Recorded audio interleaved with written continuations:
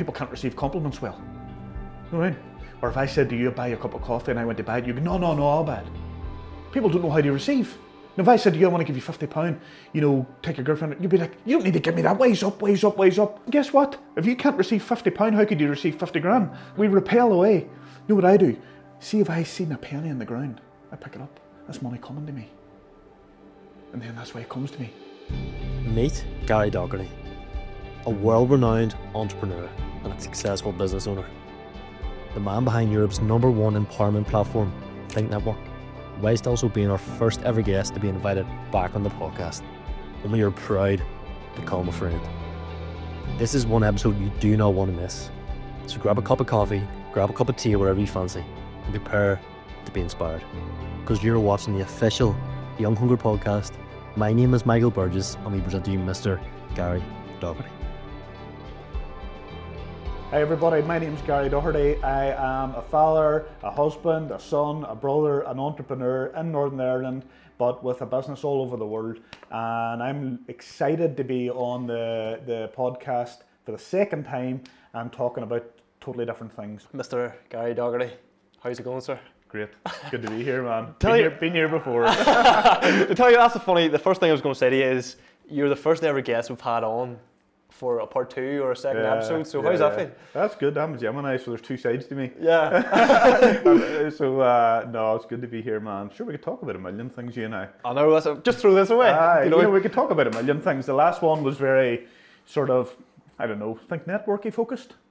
Would that be fair to say? On the whole. Yeah. On the whole. We barely knew you then. That's right, and I've got to know you a lot more since then, so no, it's all good, man. How are you? Oh, mate, 100%. I was just saying there, from February 23, Grand Central, we sat down, and then now it's, 14 months. Was that when it was, February? It was February 23. Just thought, even seeing your own development, mate, like what's all been happening, and then I've had massive development, I suppose. Business has not only, 2023 was our best year ever, history, 10x any other year. Blew up basically in 2023. 2024 has been probably what has been another level again. So I'll let you give you a sort of sign of how busy I've been and what we've achieved and whatever. So, but it's also been a mad old year too. We've talked on WhatsApp privately because we keep in touch with friends and keep in touch. And it's 2024. It's mad. 2024 has been the biggest roller coaster of emotions, to be totally honest with you, and I live a blessed life, man. I'm grateful. I have a beautiful family. I have a good business. I have great friends. I have just amazing life. But I've created that. This didn't happen by accident. But then there's all sorts of, you're 48 years age and things change a wee bit in your body, and I've always had the attitude of, I always felt I was sort of invincible. Had that sort of rah, approach to life, physically even. Could do anything. Nothing would ever bother me. And then you've just changes. You've changes in your own physicality, recovery, weight, everything's not a battle. Don't want to use that word because it's a negative connotation to it, but it's, things become more challenging and you just need to be smarter and adapt more. And I maybe haven't done that so well this year. Haven't maybe adapted emotionally this year that well. I feel like that's good, knowing that, the awareness. Aye, you know what? There's 2 or 3 things that happened this year. The main one was I was carrying an injury from the gym, and I nearly didn't mind, not mind carrying an injury, but I thought, oh, it's just an injury from the gym. I can get over that. I'm big and I'm strong, and I'm just youthful, and I go at it and I get a sweat on. I get a good 5 sessions a week and I'm smashing it out of the park. Injuries are part of the course. You nearly accept it. Yeah. You nearly go, oh, it's all right, who isn't carrying something? A tweak here, a tweak there, a rotator cuff or a hamstring or whatever, or a lower back as it was for me. Yeah. And that's what I thought it was. And I was living with that okay. And then it got that bad. One session it got really, really bad where I was doing sort of CrossFit style stuff. Putting a lot of stress. A lot of stress and a lot of compounding sort of, movements on my lower back, hip area. And I nearly couldn't walk the next day. That then set me on a motion then from November 2023 to doctors, physios, therapists, all the rest of it. Because seeing your stories. Yeah. And eventually then I got MRIs done at a private hospital, and it came back that it wasn't the injury that I was being plagued with. It was the injury that brought something else on, which was osteoarthritis in my 2 hips. That's permanent. That's forever. That doesn't just go away. That's incurable. It's treatable. It's manageable. But it ain't going away. You know what I mean? That knocked me for 6, because then you're not invincible. You know, your mobility issues are forever. You feel your age all of a sudden. You don't 47 feeling 27. Yeah. And looking 27. But you know what I mean? Yeah, no, you're 47 feeling fucking 47. You're 47 feeling 57. That has been the shift. And and that's been hard to deal with emotionally. That's knocked me sideways, up, down, and all over the place. I was actually listening to a podcast you did recently with Set Your Soul on Fire. Is that what we call it? Yes. Sonia. Sonia, yes. And I heard you talk a little bit about it and stuff. It's been tough, man. Yeah. I was going to say, not many people would. So I feel like a lot of people will probably try to keep that bottled up and maybe not say it. You say it very openly, and you're very good at showing your emotions, really. Do you want to know something? Do you know what there's still a taboo about? And I'm not going to go into it too much because I can't even be bothered. You know what I mean? Is the whole mental health stuff, right? I personally can't be bothered just going too much there, because if you go too much there, you're there, you stay there, you're there. Yeah. I just like to reflect on it nearly and touch on it and move through it. But it's affected me, my mental health. I confided. We talked. Like it's no secret. Well, that's not a secret, but I don't mind saying it. Like, we talked on WhatsApp, and I wasn't in a fantastic place for a day or two and whatever. Yeah. And the place I was in, I wouldn't want to share publicly. You know what I mean? Right now, wouldn't be ready to. But it wasn't a good place. And you've got habits, and you're drinking, and not drinking every day, but you're drinking at the weekend, and then drink's not your friend. Then you're feeling shit after it, and then you're blaming drink, and then before you know it, you have an unhealthy relationship with drink. The only part of having a drink I was enjoying was the guzzle, was actually from the point that was in the glass that was down my throat. After that, I hated it. After that, I didn't like the feeling. Then I didn't like the 3rd or 4th pint, and then I didn't like how it made me feel the next day. And then I wasn't looking forward to having another drink again, but I would have one just because I enjoyed that part. And that's where I got to. And then I'm not good for people around me. You're cheeky or you're argumentative. It's like, and I got to that point where I wasn't showing up for the people around me. And that's when I just knew I needed to knock it in the head. And is that having a problem with drink? I don't even think it's a drink. It was having a problem in life. And drink just happened to be something that was holding me back.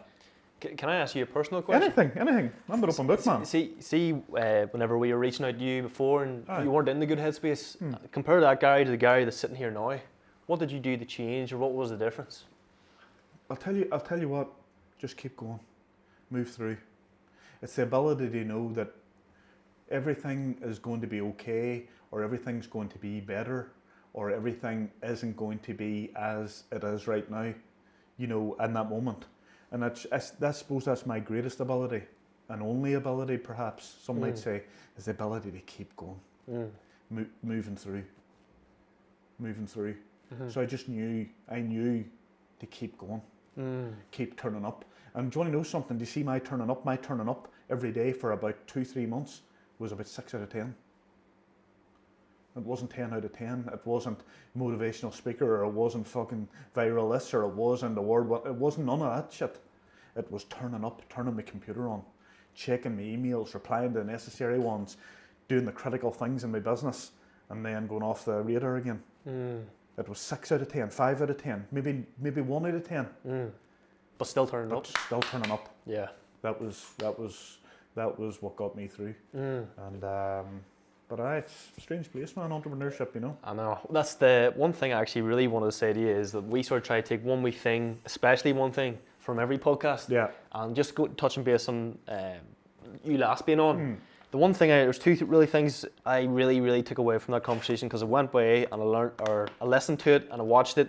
And I thought, what can I really take away from this? And it was whenever you said how your first event and 21 people turned up and how 8 of them were speakers and all. And like, I remember I actually said to you, like, that must have been soul destroying. And you said, that's right, I know it was a success, man. Yeah. And you said it's all about, if you looked at it that way, it would have been. it would have been. And then That's I was so like, true, man. yeah, it gave me goosebumps, because I remember thinking to myself, whoa, like, you're completely right.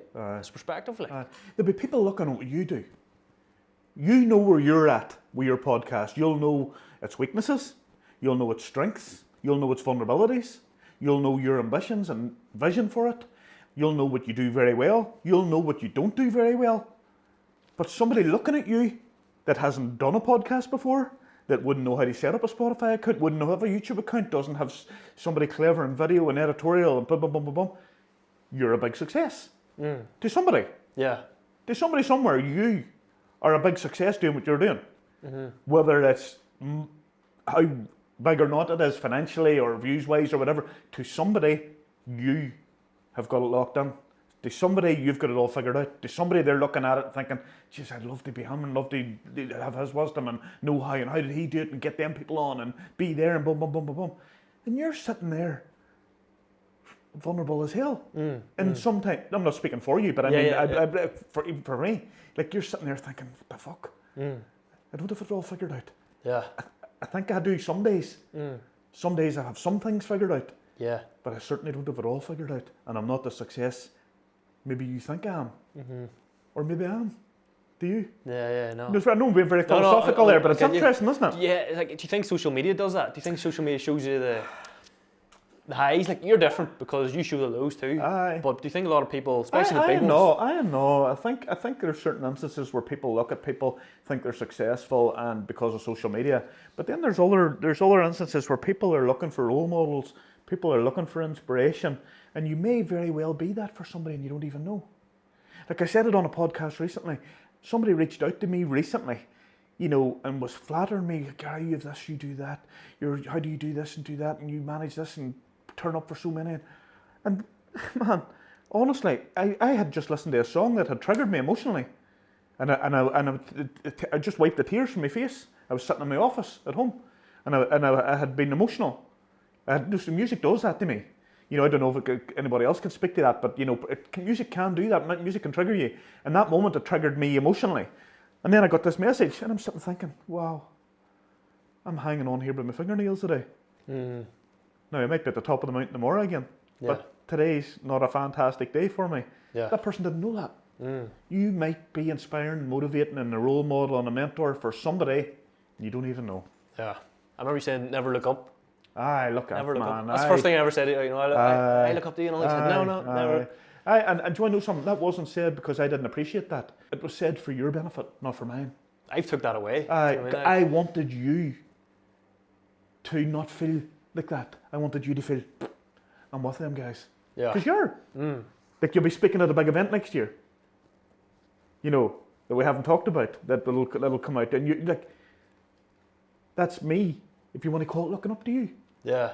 Looking at you and looking up. Do you know what I mean? So it's, we make the mistake of looking up to people. Yeah.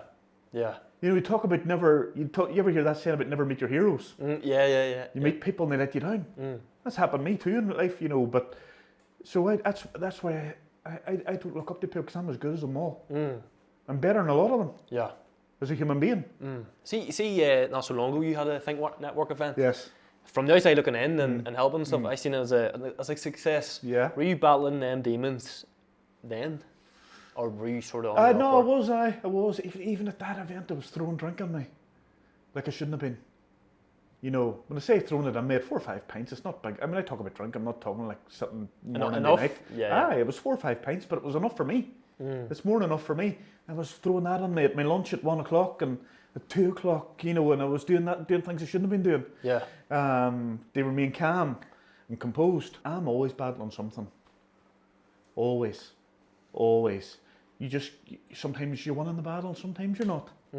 Sometimes you're dominating the fight, and sometimes it's maybe a bit more even, or maybe it gets the better of you. Yeah. It's just that inner voice, isn't it? What I'm sharing is what a lot of people battle with daily.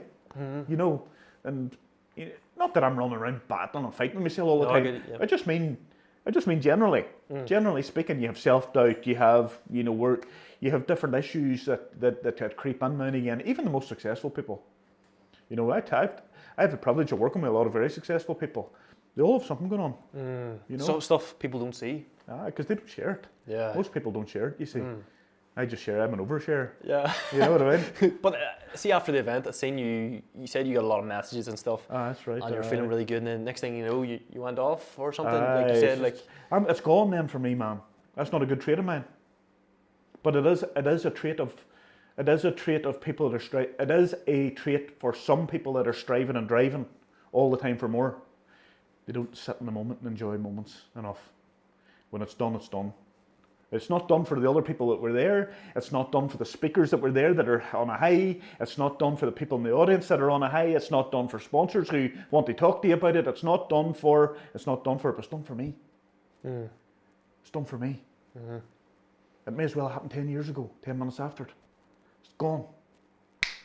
I'm thinking. And then people want to talk to me about it. And that gets me frustrated. And then it's just like honestly I had about 200 messages the next day. Congratulations. And I was like, I love, thanks. Now I'm out of breath. And I'm gone. And then I've had adrenaline dump. yeah. And I'm nearly not depressed, but I'm down. What I was impressed about was from what you said that first time on the podcast about how like 18 people turned up or 20 whatever to seeing the event it was. Aye, there's between 200 and 300 people. That's That's it what I turned mean. out mad, you know. Yeah, and there's a wee bit of partying and all after and stuff, Aye, and it was people good, seem to aye. enjoy it. Yeah. Aye, and I just fade off into the night then. Yeah. You know, there's something away. So I just faded off into the night then, man. But and I don't want to sound ungrateful and stuff like that. I'm not ungrateful. I'm blessed and I love it and thank God for it and thank you and thank everybody involved. It's just me personally. I get an adrenaline dump. On the way home, I'm never doing it again. I hear you say that. Yeah. On the way home, I'm like, I'm never doing that again. Never will you see me again in there. Is that just the stress of it, the highs and lows of it, or? Aye, I have the adrenaline dump, man, because it takes a lot out of me, personally, emotionally. Emotionally, it takes a lot out of me. Like I've seen me be sick before going up to speak, and just mad. And then the next day, I'm glad it's over. I'm never doing that again. And I say that out loud, and my wife will say, I can never see me there again. That's the last time I'll be in Belfast speaking at any event ever in my life again. Then after a couple of weeks, next fucking event's booked, and we're doing it again. You know what I mean? And that's the way it is for me, you know? Yeah. Tell me this, going back to the very, very, very beginning, is there anything that happened in your life that made you the man you are today? Is there anything that significant, especially early days? Because what I find is, speaking to people, there's that one thing that has that, especially for like successful entrepreneurs. Going back, man, you know, being really honest, there's probably there's two things that I suppose I've had one thing I've had a chip on my shoulder about since no age, I suppose, was wanting to prove to my dad that I wasn't this failure, or I wasn't this muppet, or I wasn't this guy that was a troublemaker, or I wasn't this person that could add no value, because that's what I always was, or felt like, or was told, you know. I suppose it's not a positive thing to be dwelling on, but it's the truth, right? You know, you're growing up in an era where there wasn't lots of encouragement, you know, there wasn't high degrees of emotional intelligence at home. You know what I mean? Yeah. And there was a lot. So me and my father, I had a great relationship with him at a very young age. Then when I was maybe 10 to 18, when you start to have a voice, and you start to challenge maybe opinion, and then you go rogue, maybe 15, 16, 17, you're having a drink and you're doing things you shouldn't be doing. Like, that was a very tough time for me and my father. Like, very tough time. And I had that sort of chip on my shoulder about anything I was doing for him. About, you know, anything I did good, I wanted him to know. Not even sometimes for, like, a well done. More... Prove a point? More, you know, two fingers. Yeah. More that. So I carried that. And then in a positive outlook, he also showed me the value of hard work. Hardest worker I knew. He done shift work in a factory, and he had a really good job. It was like an electrical factory, made electricity, and he was a shift worker, usually fix all them machines and generators and stuff. But he would have worked every hour God send. He was on call all the time. He had to work Christmas Day. He had to work the clock. Hard work. And I always had that on me. Always seen that and always thought, so hard work was just, that was like brushing your teeth. That's what you do. And then the FU was the other thing. And that was the two things really I carried with me. Not so much the negative one to this day. We have a very good relationship now. Very good relationship. He's born 1950, so he's 74. We have a great relationship. It's not perfect, but it's like, if it was 1 out of 10 when I was a teenager, it's now 9 out of 10. Yeah. So it'll give you an idea where we're at. So I feel like deep down, satisfaction, like nearly you were like, you can do you nearly know what it is? He's proud of me now. And if he was being truthful, he wouldn't have been proud of me then. He might have loved me, but he certainly wouldn't have been proud of me. I know he wasn't, because he told me he wasn't. So that's not me, violin story guy thinks. I knew he wasn't from no age. Do you ever see like similarities maybe with your sons now? Is there something like, do you ever see yourself in them being like, I remember being like that? No, because I'll tell you, when you say, well, it depends what way you're looking at it there, but no, I'm very conscious of building them up. I'm very conscious of them feeling amazing. I'm very conscious of them knowing I'm proud of them, even they achieved nothing in their life. I'm proud of them anyway. I'm proud of them because they're my sons. They don't have to achieve anything for me to be proud of them. You know what I mean? Yeah. So whereas I felt I had to achieve something, I had to reach a milestone for my father to be proud of me. Whereas they don't have to do that with me. But sometimes you talk about the apple not falling far from the tree, and and maybe I would have inherited out sarcastic traits of his, and where I could, put somebody down but not mean it. So I have to check myself sometimes, because sometimes I would do that, carrying on, just joking. Yeah. And then I said to myself, Gary, just be careful, because that could have a long-lasting feeling on somebody. If I tell him he's crap at this and terrible at that, and he'll never be as good as me. Yeah. People could take that on, even though I'm only joking. So I have to check myself sometimes. Yeah, I get you. What about I remember you saying your father-in-law, he said, I'm proud of you, Gary, and stuff. Aye, he was an amazing man. Like when I met my wife. I believe in you, Gary. Aye, it was powerful, man. Like, that's what he says. Honestly, it's funny, I smile now when I look back, but when I met my wife's family were the opposite of mine. They were tactile, huggy, kissy. My mother-in-law told me she loved me, and she left the door. Where are you going? Do I get a kiss? All that sort of stuff. I never had that from my own fucking mother and father. Honestly, I don't. Like, my mother and father are not going to see this anyway, so don't give a fuck. I'm going to say it. They know what I mean. They don't watch that stuff. They don't even come to my events. I don't remember being told I was loved. I don't remember being given a hug.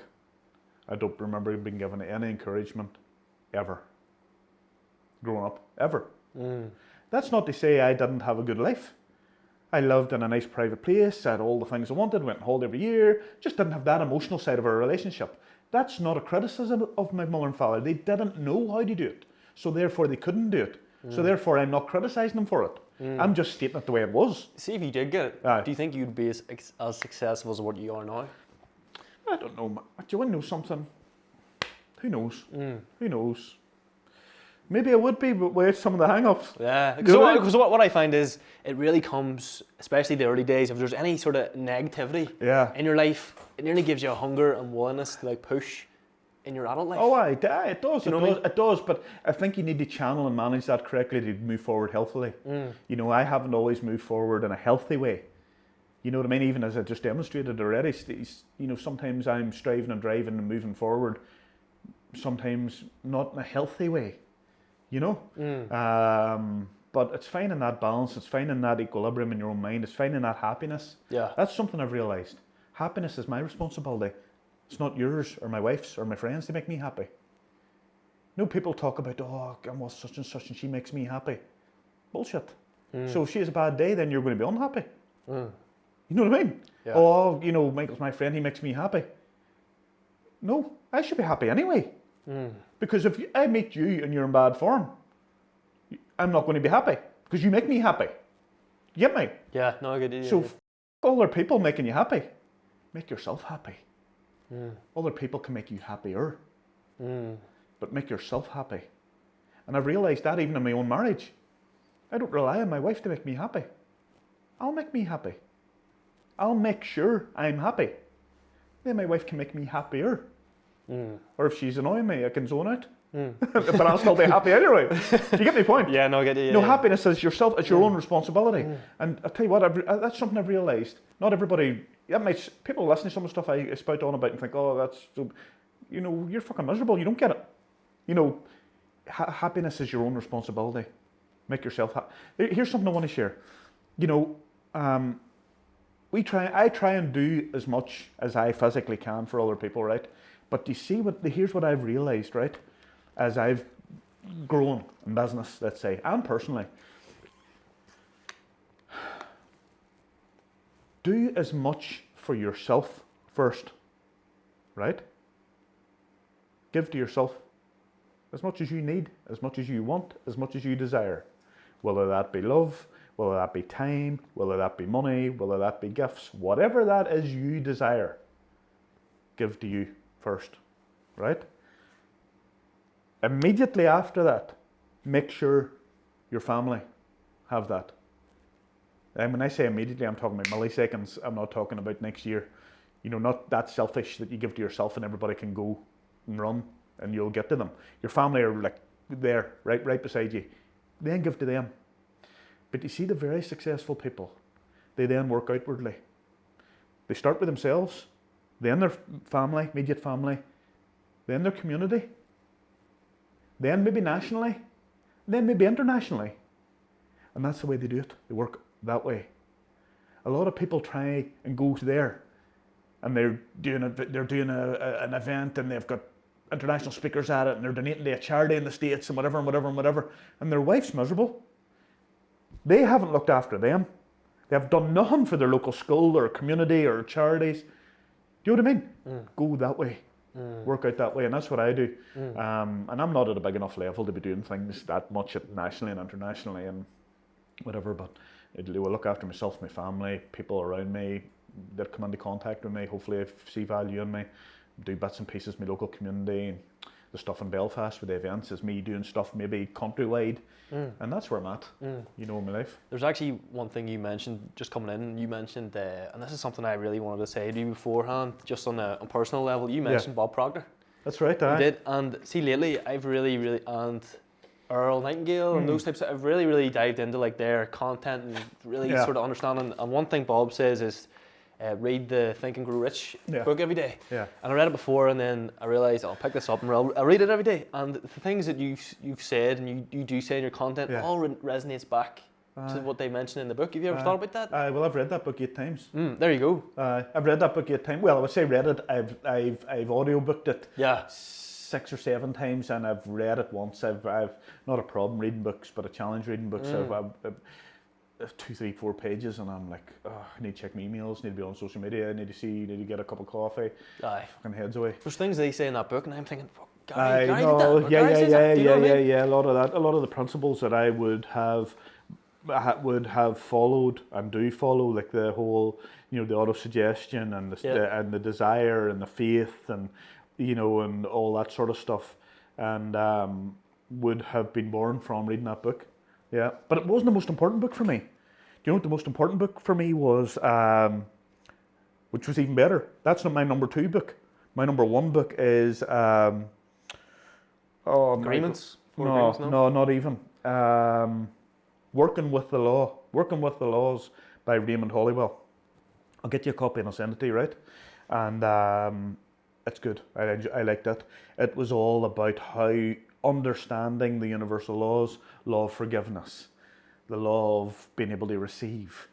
You have to, a lot of people with the law of attraction, for example, the law of attraction's that push-pull. They know how to attract it as well as moving to it. And a lot of people know how to move to it, i.e. desire, work hard, you know what I mean? Up at 5 a.m. You still doing that? It's the odd time, yeah. The odd time. Right? I should be doing it more. No, you shouldn't be, man. You should do what you want to do. right? Yeah. You should do what you want to do. Got there, have to do it. So I'm doing all right now. I'm not up at 5 a.m. People are moving towards what they want, but they're not. They don't know how to receive properly. So if I said to you, geez, you're looking $1 million today, like them glasses, here, come look, they're all right. People can't receive compliments well. You know what I mean? Or if I said to you, buy a cup of coffee and I went to buy it, you go, no, I'll buy it. They don't know how to receive. People don't know how to receive. Not on the whole that well. Now if I said to you, I want to give you £50, take your girlfriend, you'd be like, you don't need to give me that, ways up. You're repelling it? Yeah. And that's, guess what? If you can't receive £50, how could you receive 50 grand? How could you receive 5 million? How can you, we repel away. You know what I do? See if I seen a penny on the ground, I pick it up. That's money coming to me. And then that's why it comes to me. Or if I have good relationships, that's why I'll stop and speak to somebody that maybe an old school friend that I didn't really like at school, but I'll stand and chat to them, and just see how they are in their life now and what's going on. And then that's why I have good relationships with like John and Carly, and different people, Jacqueline and whatever. So you need to know how to receive good in your life too. That's a skill, and that's a mindset, and that's an energy. And a lot of people miss that. They think they're just rah and into their law of attraction, what they want. You need to know how to actually get it. You need to know how to receive. You need to expect it. Humbly know that you deserve to receive it. Like if I said to you now, I'll challenge you now in this podcast, if I said to you, do you think this podcast has got the potential to be like Joe Rogan's? You might struggle to say to me, aye. No, I'm not saying you do, but I'm just surmising, I'm just playing devil's advocate with you. Yeah. You might sit there and go, fuck, that's a stretch. Or hardly. You know what I mean? And you probably have had that thought when I've said that. How could you ever achieve it if you don't even at least think you could? You're not sure. You don't have to be sure. Nothing's definite in this life, apart from we're going to leave it. But at least allow the thought of you being able to receive it and achieve it. At least allow it, come on. Even if you don't 100% believe it, at least allow that possibility of it coming to you too. So I have them thoughts when I'm in business and with what I'm doing. Don't even know how I get onto that, but... Do you tell your kids that? Do you tell them, like... Not enough. You learned or, no? Not enough. But it's funny, I don't have to. It's my everyday talk. Does that make sense? Yeah. Like, I'll share this. This is funny. This is really funny. I have 2 autistic grandsons, right? They're 8 and 6, or 7 and 6, forgive me. And both very bright, super bright. And the eldest one will pick up on things you say. And then he'll use words, he'll use them words in your own language. And he likes to mimic people and copy them. And then they go, oh, there's Granda again. Personal development, money and wealth. And then he's on a bike for the go, there's our Granda again. Personal development, mindset. And I'm 7, and he's got the wee glasses on like a wee nerd. And he's giving me all that, mimicking me and videos. Oh, Granda, personal development, money and wealth. Yeah. There's our Granda again. Yeah. Do you ever think to yourself, whoa, like, what am I actually saying here? Aye, but it's brilliant. It's powerful, isn't it? Yeah. It's powerful. Makes you think, and you wonder, see a boy like me, you're never good enough or doing enough. And that probably comes back to the childhood stuff from my father and whatever. I never feel like I'm doing enough. Or I never feel like I will have done enough. I'm sure that's what pushes me on to try and improve and be what I want to be. And I think maybe I'll never achieve that. I don't know. So how do you cope with that? Like, just keep going, man. I'll tell you how I cope with it. It's almost accepting it. It's accepting that I'll never really be happy with me. 100%. I'll never be able to sit here and say to you, I'm so happy with me, I'm the man. I'm happy with how I've turned out, so proud of myself. And I nearly don't want to be. I just want to experience more moments of happiness. Have more times where I'm happier. But I don't want to be that person where I'm sitting, I'm happy, I've got it all locked in, so proud of myself, I've achieved this. That's not me. And I think the day I'm like that, it's the day I don't achieve anymore. I think I've found almost a place where I've accepted that I'm chasing that. You know what I mean? That happiness, that contentment, or that peace, or whatever you want to call it. And on the journey, just enjoy the moments where you can, Gary. Yeah. Them holidays or whatever. That's where I'm at. I can really resonate with you were saying about your father and things, and Yeah. how maybe he wasn't proud of you, but he loved you, but he wasn't proud of you. Like, even hearing that, the reason why I actually started the podcast was because I think I was like 21, but up until that, I was called. I'll say this. This is from family and friends, or people I've worked with. They all said, "Oh, you're a useless bastard." Really, man? Swear to God, yeah. Even parents. Oh, my dad would have said it, yeah. What would he have said? But he would have no. He would have said it because in his life at that point he was so stressed. I remember you sort of tell me loosely. But the reason why I thought myself, I'm going to go and find out how to be successful, and then that's how the podcast started. But it came from that negative. I'll nearly show you how useless I am. Yeah. With just DC. Yeah. And then hearing you say that was what really. That's good. That's good. And have you made peace with that now, or is that still a journey? It's like I'm not where I want to be. No. But I think they see me trying, which makes them think he's not a useless person. Do you know what I mean? Even if he's never successful. That was nearly a name for a podcast, wasn't it? What? The useless bastard. I know. But it's like nearly like a wee fear, nearly. Do you know what I mean? Of course. Useless. I can't think I'm useless. I can't regress, or I'll always. He's right. Yeah. I don't want him to be right. Yeah. You know, because if I but if I stop trying, because you will fail. You'll fail a fucking 100 times before you achieve what you want to achieve and all the rest of it. Like, you know, you'll be doing fucking this podcast for 5 years before you get the one that goes to 15 million views and you get a phone call to come on a Joe and James English, whatever.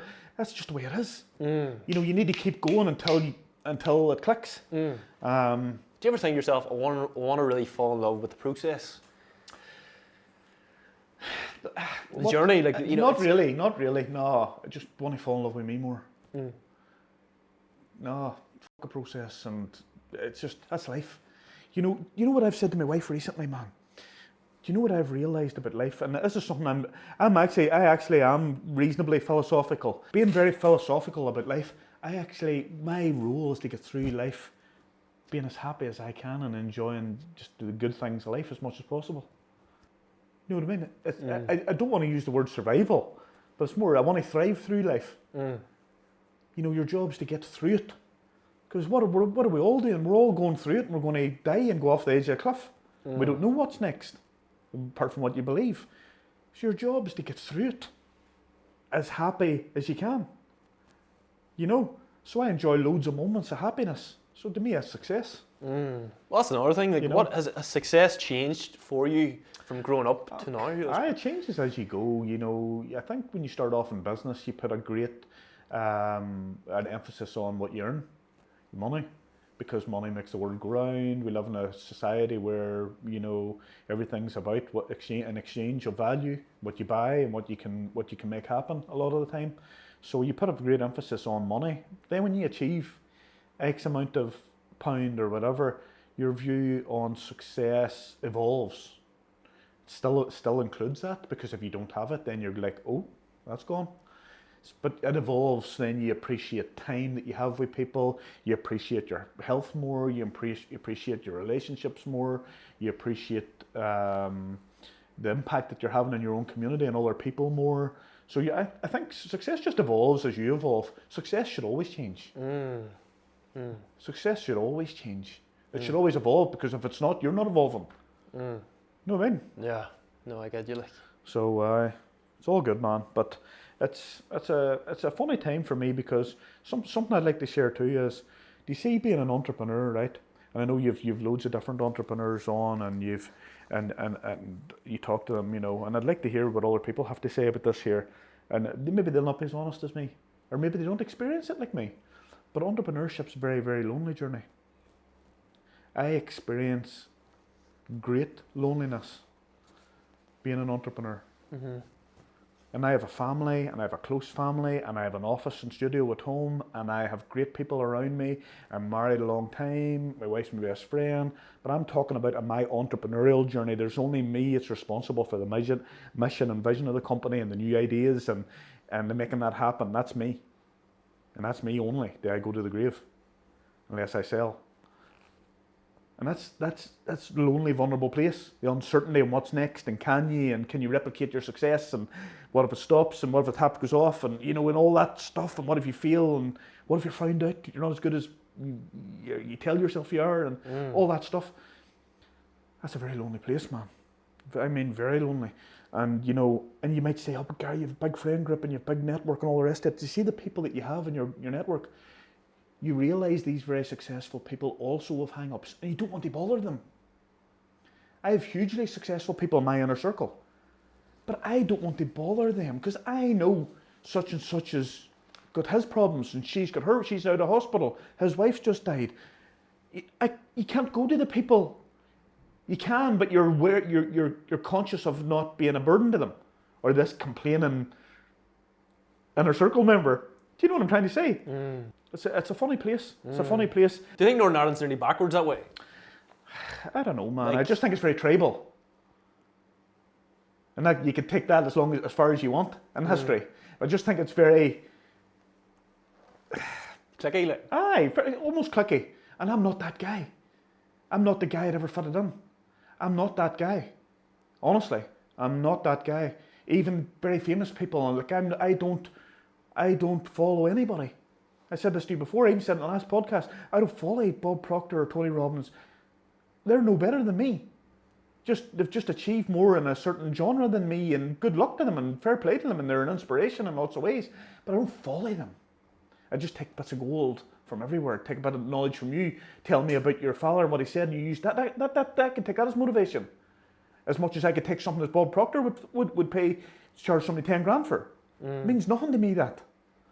And I just find Northern Ireland quite tribal, cliquey, quite these wee mini fucking cults everywhere. And I could be hated for saying that, and I'm not hating on them. Maybe that's somewhere I need to change myself. Maybe I'm still needing to adapt. Maybe I still need to, maybe I just need to change myself. I don't know, but that's how I feel. Yeah. Well, we've spoke to Chris Sutter, I think it was last year, and I remember saying like, it was only really when I was starting to know you and things, and he was saying, oh, Gary, like, I would say Gary's one of my best mates and all. He says, one day I said to Gary, you're nearly too big for Northern Ireland or something. It was something like that. And I remember thinking, whoa, like that's a different... That took me back. Yeah, different perspective. Like, me and Chris talked about this here because I voiced this here to him. Yeah. And Chris is very much the opposite, by the way. He's Mr. Northern Ireland. Running about the streets of Belfast trying to get them cleaned up. And fair play to him, love Chris. But Chris is very focused on that. I'm not. The opposite nearly, yeah. I'm the opposite. Yeah. I'm going to Rhode Island and I'm away to here and, Northern Ireland, being focused in Northern Ireland, I just feel it's an introverted mindset. And it makes me think small. It's no coincidence my biggest ideas come when I go away.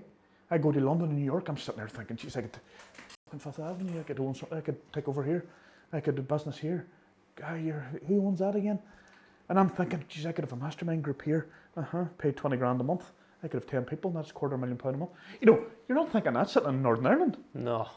Getting, charging £200 a month for a service over here. They're wanting your kidney, they're wanting a fingerprint, they're wanting me in a WhatsApp group 24/7. They want to know who my wife is, my wains are, where they live. Can I send you an email anytime? Will you respond to me within 5 minutes? I'm like, why did you not go over and set up base in the US? Because I've commitments here. Could you not bring them with you, no? Nah, they not go too technical, but my daughter's got two kids, the fella. Couldn't leave the country. And my wife's a homebird. My wife loves Northern Ireland, loves Limavady, doesn't love Northern Ireland, loves Limavady and Ballycliffe, where we live. I don't care about none of that. I could go away and never come back here tomorrow. And I'm not hating in Northern Ireland. I promise you I'm not. I love coming home from holidays. It's just, all I would say is, it doesn't do much for my mindset and my personal growth. That's why I started Think Network. I started Think Network because there was damn all here for me. That's why I started it.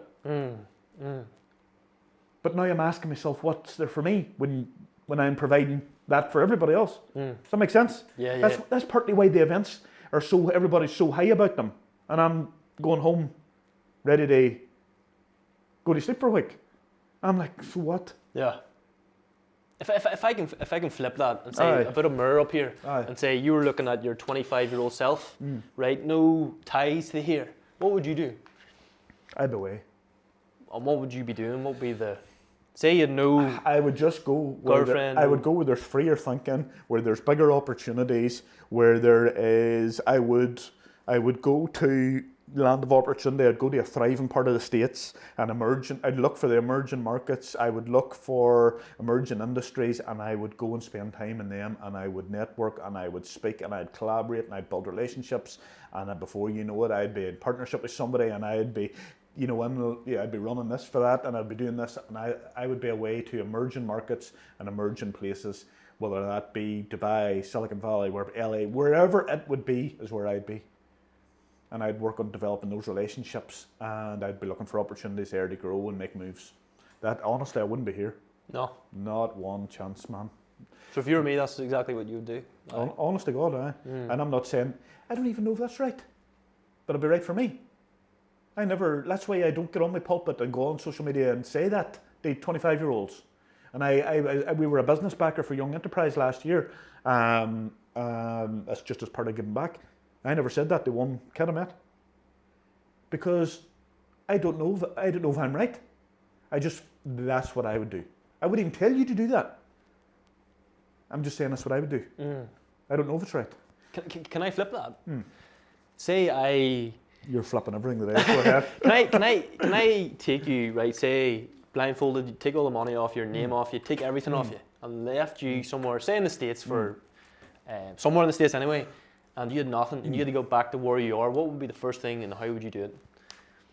How would you get back to the Gary Doherty that is sitting here now? Create your personal brand on social media. Who are you on social media? What I mean by that is that's your billboard. That's your presence to the world. That's your face to connect with people in industry straight away. People ask me about a website all the time. Not all the time, that's like, some people have asked me about a website, right? I tell them, what are you talking to me about a website for? Who cares? Like, we have a website, www.bcnpr.online. I got rid of the Think Network one. Yeah. Don't care. I haven't generated 1D from a website. In fact, it cost me 20 grand over a period of time. Like, I thought, I'm not spending more money on that. So, your personal brand, who you are. That's why the likes of Gary Vee and Grant Cardone and people like that were light years ahead. They jumped all over that 10, 20 years ago, and that's why they're light years ahead now, because they achieved all their success by being early movers, by being thought leaders, by seeing it in advance. You know? And so I would say get on social media. It's free. Post like hell. I used to do the kitchen sink at social media early. You know, 4 or 5 years ago, we were posting 4 or 5 times a day. Yeah. Hadn't a clue what we were doing. On every platform. I had that app, Hootsuite. And you post on there and it goes everywhere. Yeah. And so we threw the kitchen sink at us, so you couldn't fail to notice who we were and what we were doing. And particularly over COVID, when everybody didn't have a clue what they were doing, we threw ourselves online. We started doing events on Zoom. I got trained up on Zoom. And the funny thing was, I was all over Zoom in the first week of the pandemic. I knew straight away. That was my opportunity to go online. You know, Alan, wasn't it? Alan sort of, you want to call it, mentored me, guided me, encouraged me, supported me. Get online, boom, boom, boom, boom, boom. If you're not visible, you're invisible. Was a saying Alan used, and he's right. So I would go back. I would just jump over all online, go and get a photo shoot done. Everything's your friend doing it in their camera. Start putting out quotes. Start putting out information. Start letting people know who you are. Be on every platform. Then see what sticks. See what platform people are engaging with you on, following you on. Then start percentaging your time to those platforms. You know, because people say, oh, you know, the very strategic social media people. And a lot of them know jack shit, by the way. They're clever at graphics and they know an algorithm. But if they were that successful on social media, they would be that successful on social media. Yeah. As opposed to telling you about your content. What they're actually successful at is marketing to a degree. They know certain times to post, or they know how to generate your graphics, or they know, you know, certain parts of the algorithm. but they're not actually the success in social media that they're selling you to be successful on social media. So take all that with a pinch of salt. I know as much about any of them people, and I'm not qualified at all in any of it. Yeah. Does that make sense? No, I get you. You find out what works for you, and I would say get on social media, find your way, and start connecting with people all over the world. Go to the furthest place away and work your way back. I actually said that to Alan whenever I seen him. Did you? He was like, "What's one thing Gary taught you?" And I was like, "Go as far as you can, then work your way back."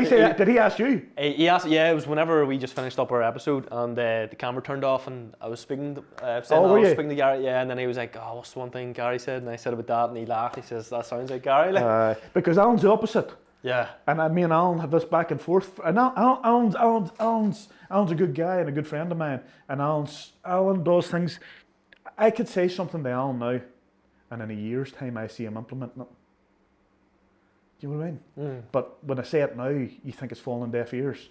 But in a year's time then I'll see him over at TikTok in London, and I'll see him thinking about going to Edinburgh. And because I've always said to him, man, Northern Ireland's a small place. And you're saturating the market and thinking about these influencer events in Northern Ireland. I'm saying to him, think bigger. Get that red carpet rolled out at Paris at the Eiffel Tower. Get over to Times Square and roll that red carpet out that you've seen people on. You see where I'm going? You get my thought process. And then what did Alan do? You seen him over in the London Bridge rolling out the red carpet. He's outside the Eiffel Tower. And he mightn't even credit me with that. But I'm sitting there smiling, knowing I said that to you a year ago.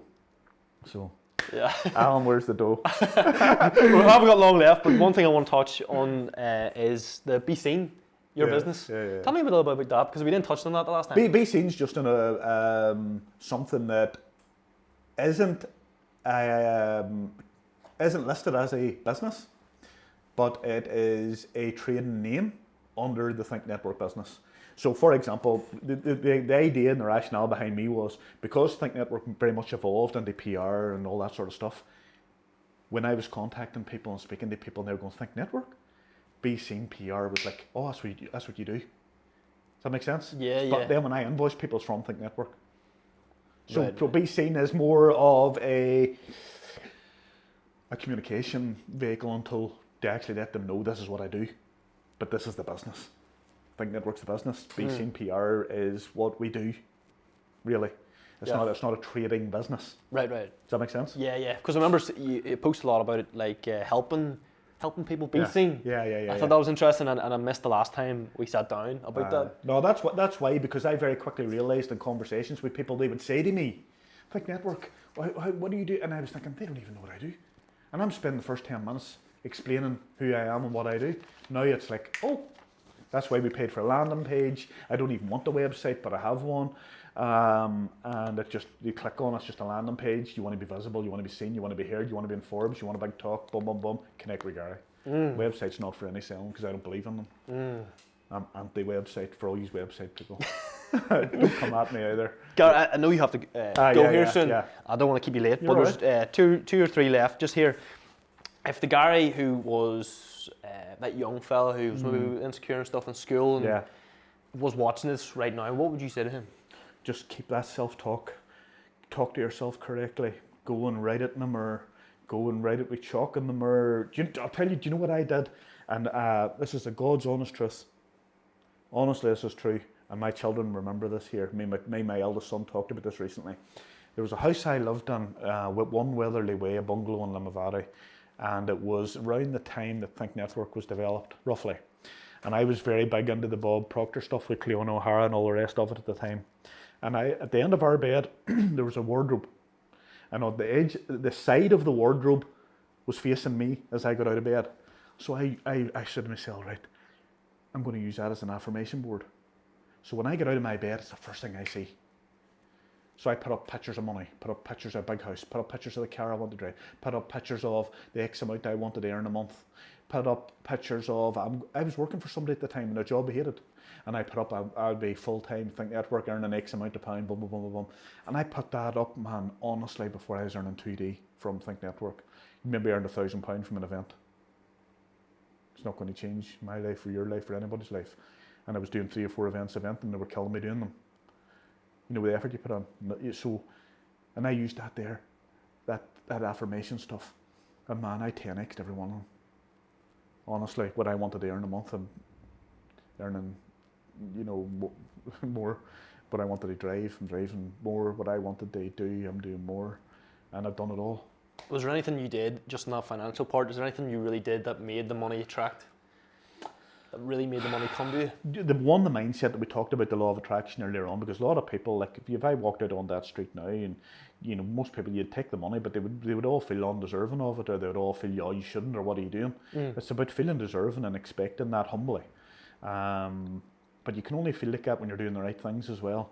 So it's one doing that, but the economies wise, what really flicked a switch in my business as well, there was two things. One was the mindset about the business as well. I used to feel like a sleazy salesman. You were selling all the time. Sponsor this, do that, boom, boom, boom, boom, boom, boom. I shifted my own energy to that, man. I shifted, here's the opportunity I have. I don't care if you buy it. Buy it if you want. I know I'm a person of value. The right person will buy it. If you don't see the value in me, that's not a me problem. That's a you problem. So that's like you looking for £1,000, right, for sponsorship for every podcast, which is what you should have, right? And whoever is looking at this now that wants to sponsor him £1,000, do it, right? But my point is, if you're reaching out to 10 people and 10 people are saying, oh, it's too dear, don't like the views, don't like your audience, blah, blah, blah, blah, blah. Well, then they're not your client. Don't try and persuade them. Move on.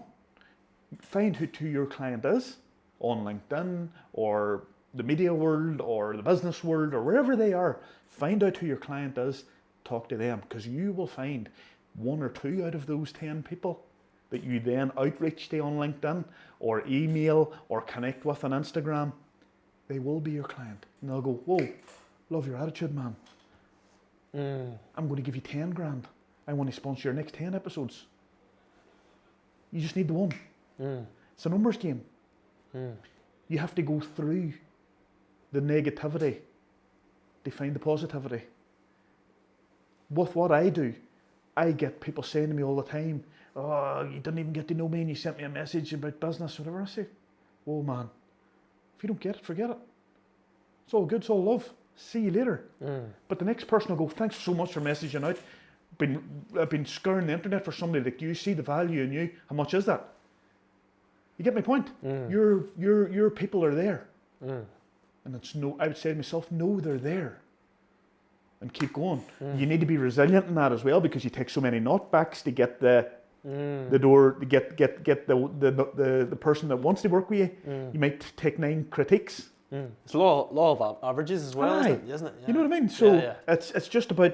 So I don't go on forcing anybody that's any way skeptical or uncertain. I tell them, go and chill. Come back to me in 6 months. I've turned business away. I have turned away probably, let me see, no word of a lie. I've turned away probably, I would say this year, maybe £30,000 in business, roughly, maybe more, actually. But I've turned it away point blank. People looking to send me money. I said, I ain't working with you. Their energy's wrong. They're coming into a relationship suspicious or skeptical or uncertain, or they're having to beg, borrow, and steal to pay. And I'm just like, nah, you ain't for me. Honestly, I want to go into this fruitful. I want to go into this. We're winning before we won. We're going into this at both 100 mile an hour. We're both going into this with the same vision, mission, and sharing the same values, or we're not going into it at all. And that's who you want with you. Hopefully people like me or Chris or who Jacqueline and whatever. Big shout out to Jacqueline going through her own trials and tribulations at the minute. But you want people who are with you, mission and vision. Not people who are coming in reluctant, and with handbrake on. Then people can do one. But anyway, boom. One more for you. If someone was to come up to you on the street, maybe seeing the man that you are now, and look for one piece of advice, no matter what it is, what would you say? What is it? I would ask them, what is it that they want their nearest and dearest to remember them for? I want my family to be proud of me. I want my children, genuinely, I want my children and my wife, not even my mother and father anymore, my children and my wife, because I'm going to outlive them. It's I want my children and my wife to be proud of the man that I was trying to be, and hopefully am. Hopefully. I want them to be proud of me. That's what I want. And I'd say it to somebody, what is it you want them to be proud of you for? What is it you actually want to achieve? What is it that actually means anything to you? What is it you want in the world? Do you want money? Do you want time? Do you want fame? What is it you want? What are you trying to do? I think you need to get really deep to the why in your desire. You know what I mean? 7 layers deep. Aye, 7 levels deep. I think you need to get really deep, and it's so cliche, but it's not if you get into it. I think people need to get really clear on what it is they want to do. So that's what I would say to somebody: get clear on what you want to do. Even you don't know how to do it. Find out what you want to do. What is it you want to do? You want to be an athlete? Do you want to be a singer? Do you want to be a DJ? Do you want to be an athlete? What do you want to do? Oh, I don't know. Well, then you've got deeper, not problems, but deeper challenges. That's where you need personal development. That's where you need a mentor. That's where you need a coach. That's where you need something to even help you get to that stage. So, but I don't have it all figured out, man. I'm figuring it out on the go, like everybody else. Gary, thank you so much for sitting down. Bob. Blown away, mate. To be honest, like I know every time what I've just written out there, literally didn't even ask it. You know what I mean? Just go with the flow, and it's probably the best way, isn't it? Like, of course, I appreciate it, man, and keep running. Get on the sponsorship wagon and get behind this boy. But no, Gary, thank you so much. Enjoy the rest of your day, mate. I appreciate it, brother. Thank you so much. We'll get talking soon. So thank you. That has been all from the official Young Hunger podcast. I hope you guys have enjoyed, and I'll catch you guys in the next one.